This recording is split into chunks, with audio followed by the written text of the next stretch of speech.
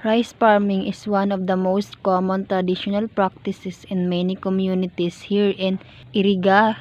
In Barangay Francia, Iriga City, local farmers continue to practice traditional methods of planting and caring for rice plants in their fields. The process usually begins with preparing the land by plowing and leveling the soil to make it suitable for planting. Farmers then prepare rice seedlings in a small seedbed before transplanting them into the flooded rice field.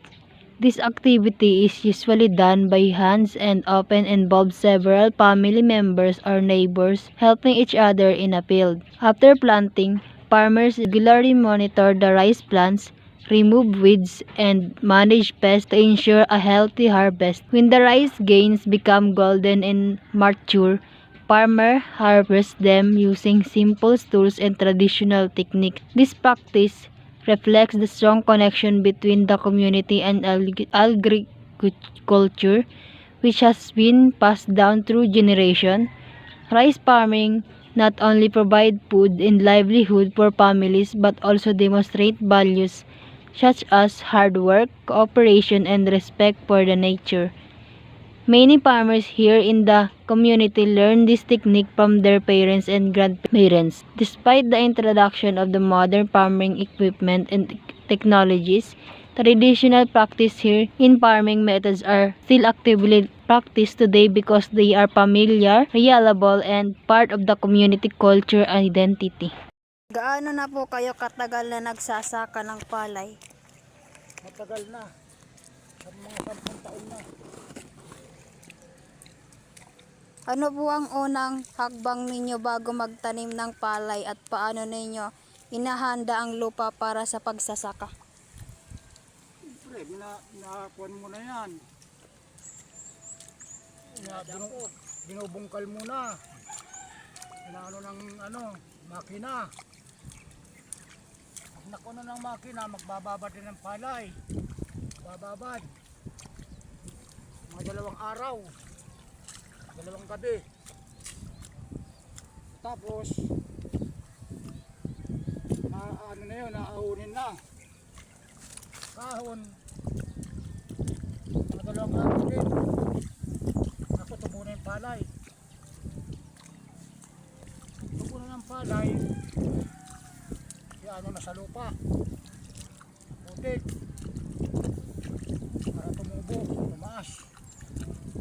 Kalipas ng 15 days o 17 days, itatanim na. Ganito na yon. Itatanim na. Paano po ninyo inaalagaan ang mga halamang palay pagkatapos itong itanim? Pagkatanim, i-sprayin yan ng pamatay ng damo. Malipas ng 10 days. Mga 10 days. Tapos i-sprayin na. Na-spray. Mga 3 araw, papatubigan na. Kapatubig, abunuan na. Abunuan at saka bubumbayin ng pesticide ng anti-fungus.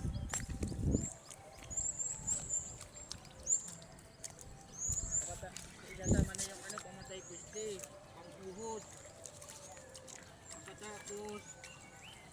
Pagkatapos ng 15 days, maghihintay ng another 30 days.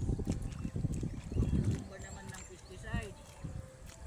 Pagkabumba ng pesticide, maghihintay naman hanggang 45 days. Mag-apply ulit ng abono.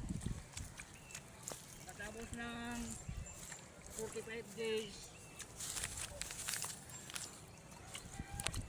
apply ng abono. Pagkalipas ng 3 araw, bumbay naman ng pamatay peste ng pesticide. Bumbay din uli ng anti-fungus. Pagkalipas ng 45 days, mag-ano na yun,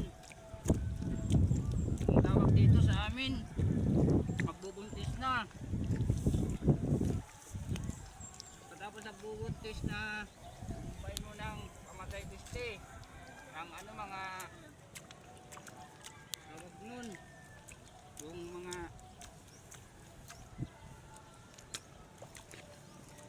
basta yun na yun, bumbayin uli. Wala maghihintay ng isang linggo, bumbayin naman ng pamatay piste. Wala, maghihintay ka na lang magpahinog ng palay, yun tapos na. Sige po. Thank you.